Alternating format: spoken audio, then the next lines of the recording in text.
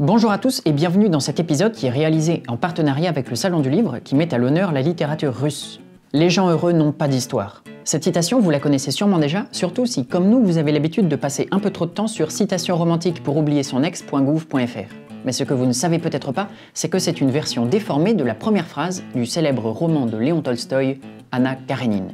Et il se trouve que par hasard, c'est le titre de cette vidéo. Générique. Que pensez-vous du livre de poche? Beaucoup de mal. Pourquoi? Parce que ça a fait lire un tas de gens qui n'avaient pas besoin de lire finalement. Et d'un seul coup, ils se sont retrouvés avec Sartre dans les mains.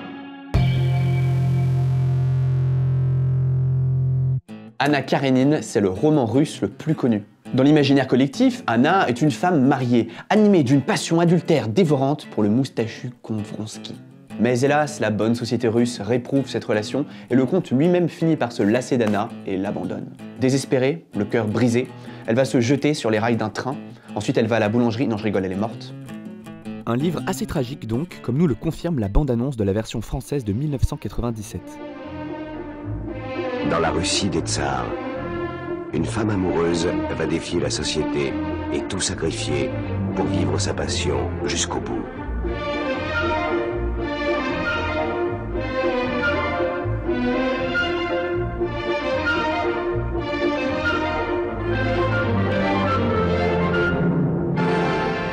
Mon Dieu, pardonnez-moi.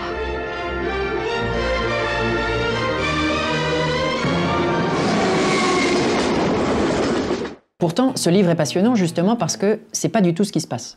Certes, le mari d'Anna, qui est un haut fonctionnaire qui la délaisse, gère son mariage comme son administration, c'est-à-dire plutôt froidement et avec un certain fair-play.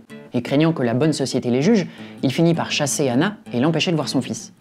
Mais auparavant, il lui avait laissé le choix. Soit elle renonçait à voir Vronsky, soit elle en paierait le prix. Quand Anna avait manqué de mourir au moment où elle accouchait de l'enfant qu'elle avait conçu avec Vronsky, son mari avait enterré la hache de guerre avec le comte. En clair, le mari, tout comme Anna, n'est ni tout à fait coupable, ni tout à fait innocent. Et c'est bien ce qui fait de cette histoire une tragédie. Une tragédie, on le rappelle, pour les petits cons qui jouent au fond, c'est pas seulement une pièce de théâtre triste. C'est surtout une pièce dont le malheur final est inévitable parce que le héros est confronté à des forces qui le dépassent. Ici, tout commence avec l'infidélité du frère d'Anna, Oblonsky.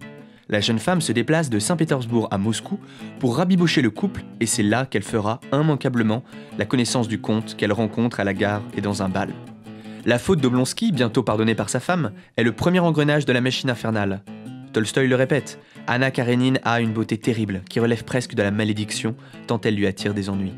L'amour passionnel qu'elle suscite et qu'elle vit elle-même est une force qui la dépasse et qui mènera naturellement au drame.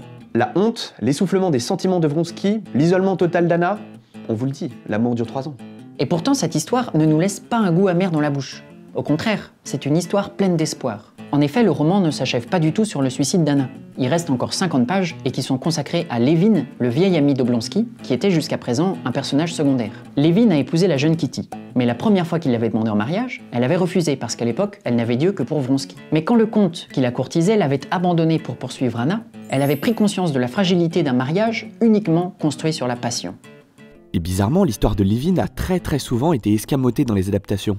Cela revient à ignorer qu'il est, presque autant qu'Anna, le personnage principal de cette histoire. Lévin est un personnage solide. Bon, c'est un homme de la campagne, qui est progressiste, et qui est d'ailleurs une figure de Tolstoï lui-même. Et ensemble, ils forment un ménage heureux. Pourtant, quand Lévin, comme Tolstoï, assiste à la mort de son frère, il est saisi d'une crise métaphysique. Quel est le sens de la vie si tout se conclut par la mort? Eh bien la réponse, ce sont les derniers mots du roman, qui sont proférés par Lévin au moment où il se convertit au christianisme. Chaque minute de mon existence aura un sens incontestable et profond, qu'il sera en mon pouvoir d'imprimer à chacune de mes actions, celui du bien. La plus grande des histoires d'amour ne se termine pas comme vous vous y attendiez, n'est-ce pas?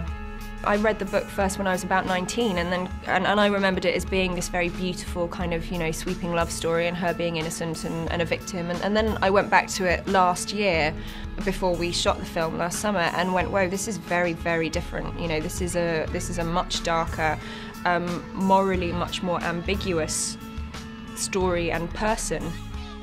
Tout cela montre qu'en faisant d'Anna Karénine une histoire d'amour, on balaie d'un revers de main toute la critique sociale de Tolstoï. Profondément rousseauiste, il considère que les villes sont le gouffre de l'espèce humaine et que c'est la société qui corrompt et rend les hommes malheureux.